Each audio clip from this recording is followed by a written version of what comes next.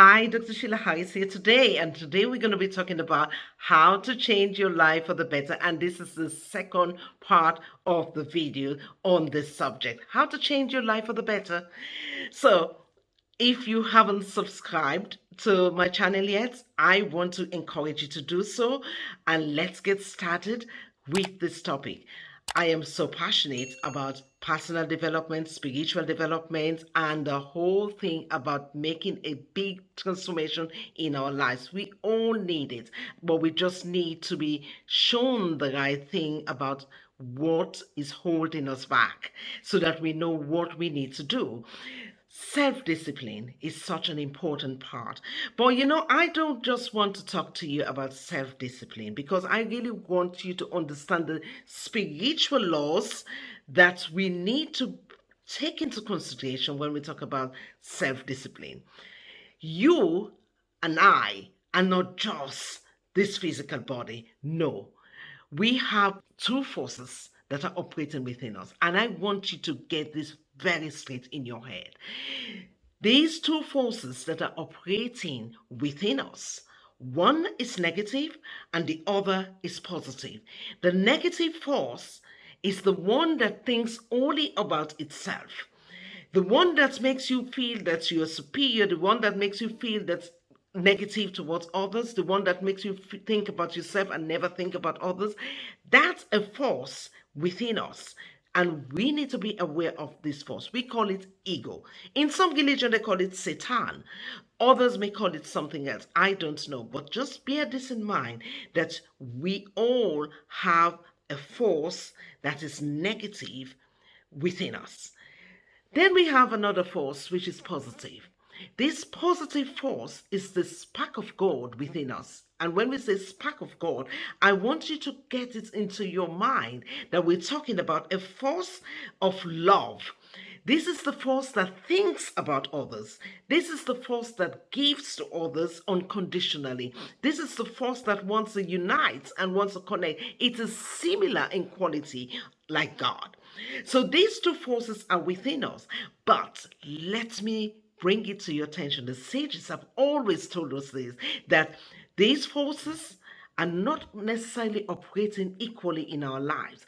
The negative force tend to have very strong force in our lives because we are so indoctrinated to think about ourselves since childhood to the point where by the time we become an adult, we are so used to it, we don't know the difference between us and that force anymore. The force has taken our identity because in truth, our true identity is consciousness, which is supposed to be operating within these two forces, and at best should take control of how these two forces operate in consciousness.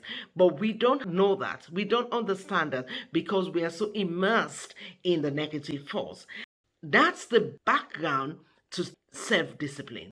Because sometimes when we're talking about self discipline, we think it's just about depriving ourselves. No, it's not about depriving ourselves, it's about being aware of how these forces are operating in our lives and taking steps to ensure we don't allow ourselves to be drawn into negativity to the point where we derail our very vision and goals for our lives. Because the entire universe is governed by the force of love.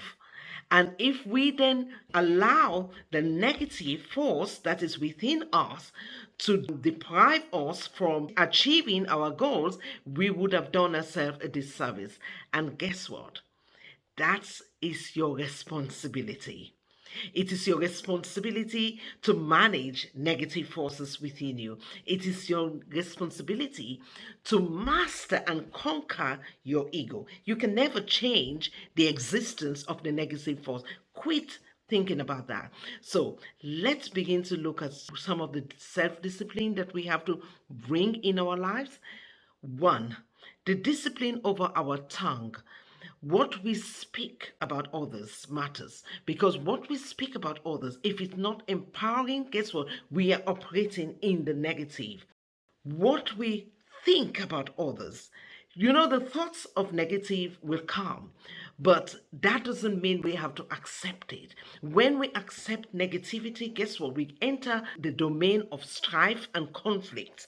And that means we are derailing ourselves because it takes a lot of energy to fight. Fight, you don't just fight and think, oh, it's just half pounds of energy. No, that's a whole heap of energy that you could have been investing in your goals to move forward that you've just dispelled in fighting and quarreling with other people. So again, discipline of thought, because a lot of our actions are not just accidental. The way we feel is a consciousness of our negativity. So that negative force that is within us, when we've allowed it over the years to take control of how we think, what we believe, and how we act towards others, when we've allowed it to do that, our consciousness is immersed in it. And because our consciousness is immersed in it, we don't know the difference. So when we feel negativity towards others, we just do. We just act and say, oh, this is how this person is. No, they're not like that. It's how we feel about that person. And we need to kind of step back and pray for God's guidance to free us from this negativity. And this is why the second force is there. That force is the force of love. And that force of love is the God essence that is connected to the spiritual divine force which you are part of, which I am part of, which all of us are part of. And this is the only force that can connect all of us. And when we are part of that force, guess what? We can unite. But we cannot easily switch from the negative to the positive. Why? Because the negative has more force than the positive. Majority of us, 99% of the time, we are in the negative because that's how this world is designed. So you see what the problem is? Now we have to switch to the positive. Guess what? Well, by listening to this type of videos, positive videos, empowering videos, by surrounding yourself with people who are praying, people who are learning the wisdom of the sages, wherever you want to learn it, go for it. By surrounding yourself with this type of environment, guess what? You are strengthening the other force that is weaker comparative to your negative force. So discipline begins when you're aware of who you are as consciousness that is immersed with two forces, positive and negative. When you become aware of this, you then know you have to step back and begin to rethink, what is it that I believe in life? What is my mentality about life? Why do I think the way I think? Is my thought taking me in the right direction? Is my thought empowering me for success or disempowering me for success? Because you see, the force of success requires us to connect and love and be merciful and loving to one another. The force of failure, we may think we are succeeding, but whenever we disempower others, whenever we slander them, whenever we backbite with them, guess what? We are going to be met with some force down the line that is going to correct us, to bring us back in alignment with the governing force, which is the force of love, and that is the force that governs the entire universe. Whether we know it or not, ignorance of the law is no excuse. So self-discipline has its spiritual roots. Self-discipline is about becoming a master over your ego. Self-discipline is about saying, no, I'm not going to do that to another person because it will hurt them and it will harm them. And by doing so, I will be harming myself. Self-discipline is about saying, I know what I think about them. It's not good. But I'm not going to allow these thoughts to fester and become my normal thoughts about them. Because by doing so, I'm infecting my mind. So when we become self-disciplined, we can become masters over our thoughts, our reaction, and our words to others. Guess what? we are already setting a goal that will achieve the vision of our lives. Because you see, there is a supernatural force that governs this universe. We call it God, we call it Creator. This force is working 24/7, and irrespective of who we think we are, this force does not respect a person. This force will do to us as we do to others. We may seem to have gotten away with certain things. This force will eventually bring us back to correction.